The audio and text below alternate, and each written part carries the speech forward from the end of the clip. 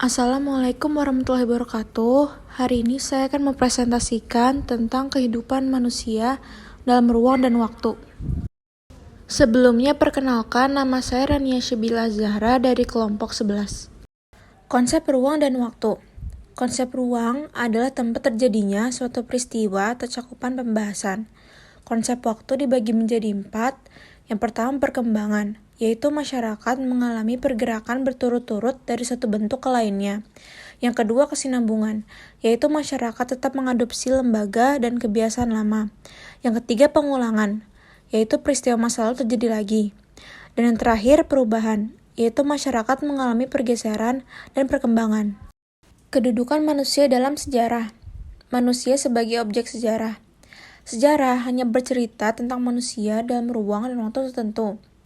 Objek sejarah menunjukkan bentuk perubahan atau perkembangan aktivitas manusia dalam dimensi waktu masa lampau. Manusia sebagai subjek sejarah.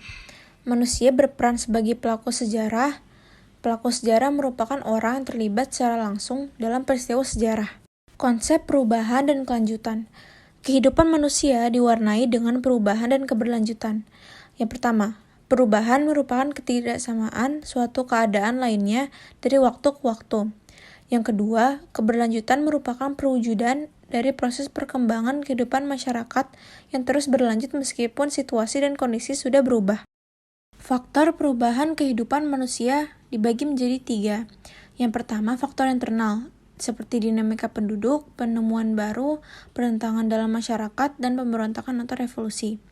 Yang kedua, faktor eksternal, seperti lingkungan fisik, peperangan, dan pengaruh budaya asing. Ketiga, faktor penghambat, seperti perkembangan ilmu pengetahuan terhambat, sikap tradisional masyarakat, kepentingan yang tertanam kuat, hambatan ideologis, adat, dan kebiasaan. Peristiwa sejarah. Peristiwa sejarah adalah suatu peristiwa penting dalam kehidupan manusia yang terjadi pada masa lalu. Pada dasarnya, peristiwa sejarah telah lenyap di telan waktu. Meskipun demikian, kisah atau ceritanya dapat terus dikenang. Kondisi ini memunculkan konsep sejarah sebagai kisah. Peristiwa sejarah dipengaruhi oleh subjektivitas akibat faktor berikut. Yang pertama, kepentingan, kelompok sosial budaya, pembendaraan pengetahuan sejarawan, kemampuan bahasa, dan nilai-nilai yang dimiliki sejarawan. Peristiwa masa lalu sebagai prediksi sejarah. Peristiwa sejarah terjadi pada masa lalu dan dapat digunakan sebagai prediksi sejarah. Mengapa peristiwa sejarah dapat menjadi prediksi sejarah? Karena peristiwa sejarah mengandung banyak pelajaran berharga. Oleh karena itu, peristiwa sejarah dapat dijadikan pijakan untuk menjalani kehidupan masa kini dan memprediksi masa depan. Itulah yang dimaksud sebagai ramalan sejarah.